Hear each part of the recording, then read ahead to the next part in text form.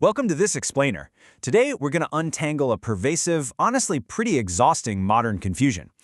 From the second we wake up, we are constantly fed this idea that if something is incredibly hard to get, it simply must be incredibly valuable. But is that actually true?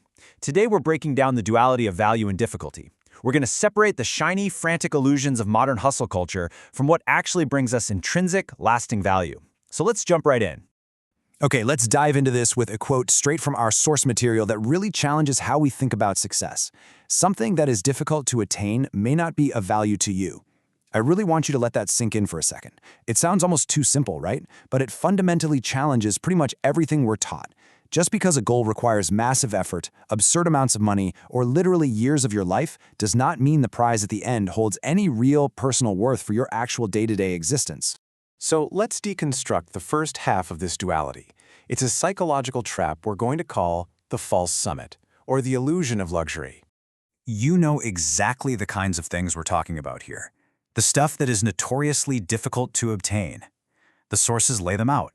Expensive watches, massive mansions packed with costly furniture, high-end sports cars, private jets, yachts, even the societal trope of pursuing beautiful women purely as status symbols. Our culture is just a frantic, non-stop highlight reel of consumerism, constantly telling us to grind endlessly for these specific markers of success, painting them as the ultimate finish lines. It's overwhelming. And this brilliantly illustrates the real problem. Because when we see these luxury items and we get that sharp pang of envy, we are usually only seeing the exuberance. We just see the shiny surface, right? The perfectly curated image. But we completely ignore the actual person and what's going on in their background life. We look right past the curtain of their reality. We don't see their stress, the empty relationships, or their personal struggles. We just blindly covet the shiny object. Which brings us to the engine of envy. Why do we do this? Think about the last time you were mindlessly scrolling through social media. You saw a billionaire's yacht or some influencer's hypercar, and you felt that sudden drop in your stomach, that awful feeling that you're somehow falling behind. What is actually driving that visceral reaction?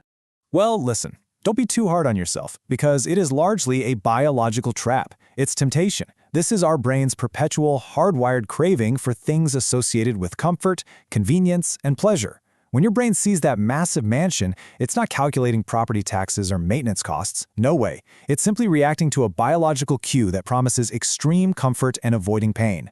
It is totally natural to be tempted by this stuff because our brains are literally built to crave it.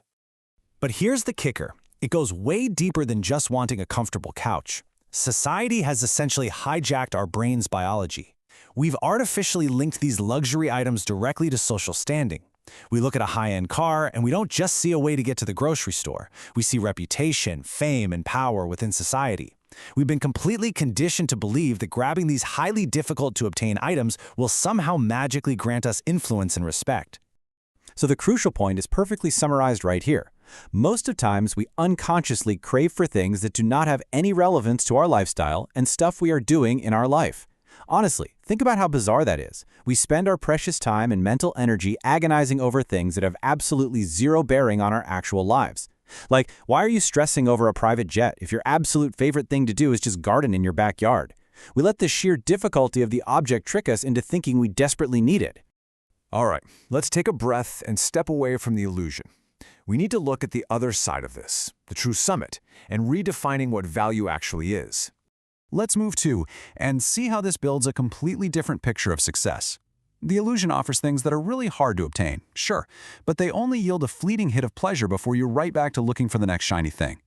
True value? Well, it's also difficult, but it's difficult to attain and keep. The crucial difference isn't the difficulty itself, it's the payoff. True value yields deep, long-term satisfaction and fulfillment. So what does that actually look like in the real world? Our sources lay out these beautiful, undeniably real foundations. It's taking care of your body and mind by sticking to routine practices, literally showing up for yourself every single day.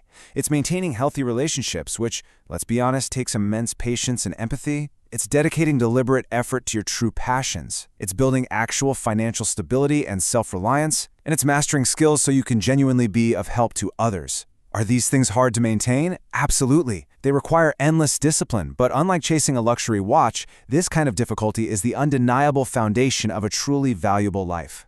Which leaves us with the most important question of all. I really want you to look at your own goals and the things you're stressing about today. Are you working hard for an illusion, or are you building true value?